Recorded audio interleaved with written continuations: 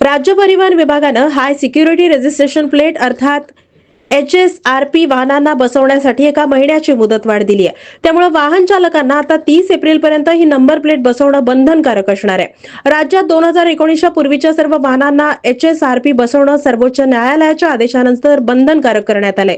त्यामुळे पुण्यात 25 लाखांपेक्षा जास्त वाहनांना नंबर प्लेट बसवावी लागणार आहे.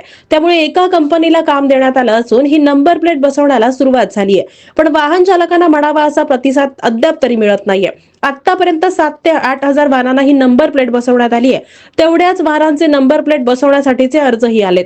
त्यामुळे 31 मार्च पर्यंत एवढ्या मोठ्या प्रमाणात वाहनांना नंबर प्लेट बसवणं शक्य नाहीये. आणि त्यामुळे परिवहन विभागानं ही नंबर प्लेट बसवण्यासाठीची मुदतवाढ द्यावी अशी मागणी होतीये.